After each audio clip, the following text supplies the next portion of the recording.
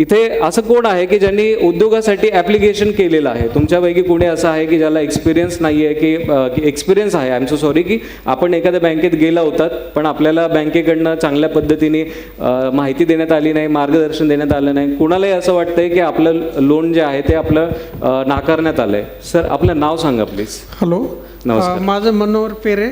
मी एक उद्योग चालू केलेला आहे, पण मला आता चालू 3 वर्ष झाले आणि आता पैसा कमी पडतोय. म्हणजे मॅच्युअरला आला पण पैसा कमी पडतो. मी बँकेकडे जातो, बँक काहीतरी हे पेपर आणा ते पेपर आणा, आणि त्याच्यातच मग काय कुठल्या तरी एका याच्यात गुंतून आम्ही ते परत चक्रा मारित राहतो. तर अजून काही लोन सँक्शन झालं नाही.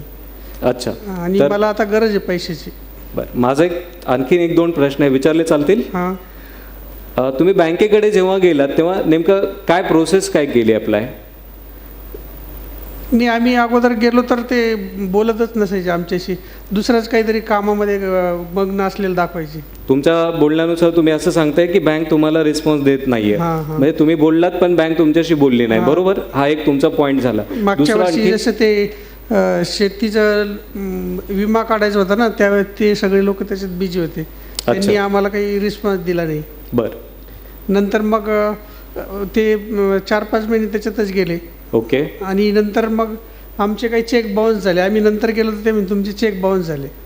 अच्छा. म्हणून तुम्हाला लोन देता येत नाही. म्हणजे अगोदर गेलो तेव्हा दिलं नाही, नंतर गेलो तर म्हणजे तुमचे चेक बाउन्स झाले. बरं.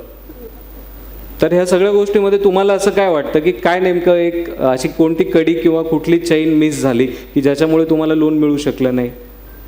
ते आता त्यांनी आम्हाला सांगायला पाहिजे ना, किंवा त्यांनी नवीन उद्योजकाला समजून घ्यायला पाहिजे, तुम्ही असं असं करा किंवा हे करा. त्यांनी काही गाईड करायला पाहिजे. आम्ही आमची बँक समजतो आणि ते आम्हाला त्यांचे समजत नाही. मग आपण जर असं विचारलं की हे आता 4 प्रश्न आहे, या 4 प्रश्नापैकी नेमका तुमच्या रिक्वायरमेंटला मॅच होणारा प्रश्न कोणता असेल? नवउद्योजकांना बँक एकमेकाशी बिनसतं कशामुळे, ह्या विषयावरती तुम्हाला मार्गदर्शन आवश्यकता वाटते, की नवउद्योजकांचे कर्ज प्रकरण का होत नाहीत पास ह्या विषयावर, किंवा असं असू शकतं की तुमचं कर्ज प्रकरण कसं करता येईल पास, किंवा बँक कुणाला देते कर्ज आणि कुणाला करते टाळाटाळ, का हे सगळेच असे विषय की ज्याच्यातून तुम्हाला माहिती घ्यावीशी वाटेल? हे सगळेच प्रश्न महत्त्वाचे. बरं, धन्यवाद सर. आपण कुठून आलात तेवढं फक्त सांगा प्लीज.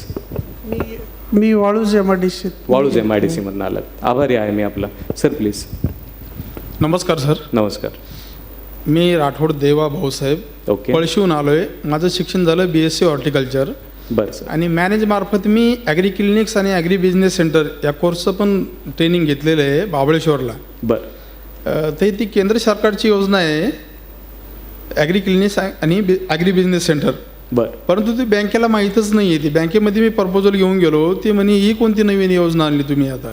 अच्छा. आणि तिथे केंद्र शासनाचं असं त्याच्यामध्ये गाईडलाईन्स आहे की 5 लाखापर्यंत लोन जे ॲग्री ग्रॅज्युएट आहे त्यांना विनाकारण देण्यात यावं. बरं. परंतु बँक तारण मागते, तुमची शेती आमच्याकडे गहाण ठेवा, बरं, मग आम्ही तुम्हाला लोन देतो. बरोबर. आणि एक विचार धरलं तर बँकेचं आमचं जे स्टेटमेंट आहे ते अगदी व्यवस्थित आहे, 4 फिगरमध्ये आहे नेहमीसाठी. चेक वगैरे काही बाउन्स नाही, फक्त शेतीवर पीक कर्ज घेतलेलं आहे. त्याच्यावरती कर्जमाफीमध्ये मला 17-18 हजार रुपये मंजूर झाले होते. बरं. ते शासनाने पुन्हा परत काढून घेतलेत वापस. अच्छा. कर्जमाफीची आशा धरून बसलोय आम्ही की ते कर्जमाफी होईल म्हणून. ती काही माफ होईना नाही. खात्यावर टाकलेले पैसे शासनाने पुन्हा वापस नेलेत. तर बँकेला मी विचारलं, साहेब हे असं कसं झालंय? ते ती त्यांची चूक आहे म्हणे. बरं. दाखवलं बोर्ड त्यांच्याकडे. ओके. पहिली गोष्ट, बँकेला एक तर योजनाच माहीत नसते. बरं. ते आता त्यांना जर विचारलं, साहेब ही योजना का माहीत नाही आपल्याला? त्याने सांगितलं, अहो कितीतरी योजना आहे, कोणकोणत्या योजना मी माहीत करून घ्यायच्या. बरं. दरवर्षी नवनवीन योजना निघतात, शासन त्याला आश्वासन देतं, पण आमच्यापर्यंत ते पोहोचत नाहीत. बरं, मला तुम्हाला एक प्रश्न आहे. तुम्ही ही प्रोसेस कशी केली? बँकेपर्यंत जसं पोहोचलात म्हणजे काय केलं नेमकं? बँकेला कसं जाऊन अप्रोच झालात? माझं नेहमीच अकाउंट आहे SBI bank Bajrang Chowk शाखेमध्ये. Okay. जवळपास 10-15 वर्षापासून आहे. ठीक आहे. सेविंग अकाउंट आहे. बरं. ते व्यवस्थित मेंटेन करतोय मी. बरं. आणि माझी फ्लोअर मिल पण चालू आहे व्यवस्थित. अगदी सिटीमध्ये घर आहे, शेती आहे मला तर एक 7-8 एकर. छान. पण मला मॉर्गेज द्यायचं नव्हतं जमीन. नाही, माफ करा, माझा प्रश्न असा आहे की तुम्ही बँकेला अप्रोच झालात म्हणजे बँकेला काय नेमकं म्हणजे तुम्ही तोंडी जाऊन बोललात, लेखी दिलं की काय केलं, काय नाही, नेमकं? प्रोजेक्ट रिपोर्टच घेऊन गेलो होतो मी, पूर्ण कम्प्लीट प्रोजेक्ट रिपोर्ट बरं, तो तुम्ही सबमिट केला? सबमिट केलेला आहे बँकेमध्ये. तुम्ही ओसी घेतला? ओसी दिली नाही त्यांनी. आमचे साहेब येतील, वाचतील, बरं, त्याच्यावर निर्णय घेतील, नंतर तुम्हाला आम्ही कळवू. तुमचा फोन नंबर देऊन जा. तुम्ही रजिस्ट्री करून पाठवलं त्यांना? नाही by sir, post? By post मी नाही पाठवलं? कारण ती प्रोसिजर जे आपल्या ट्रेनिंग देतात महाबळेश्वरवाले मॅनेज होऊन ते एक फाईल आपल्याकडे ठेवून घेतात ते. बरं, म्हणजे 2 फाईल असतात, एक आपल्याकडे असते आणि एक ते बाय पोस्ट पाठवतात त्यांच्या हेड ऑफिसला. बरोबर.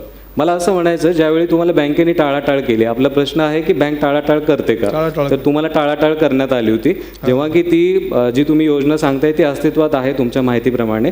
बँकेला माहिती नाही, हा बँकेचा लुकआउट आहे. That is not your fault. तो तुमचा प्रॉब्लेम नाही आहे. सरकारने एखादी योजना लॉन्च केली, ती त्यांच्यापर्यंत पोहोचवली, त्यांनी तो अभ्यास केला किंवा नाही केला याच्याशी तुम्हाला काही देणं घेणं नाही. पण तुम्हाला ह्या गोष्टीशी देणं घेणं नक्कीच आहे की तुम्ही ही प्रोसेस कंप्लीट केली का.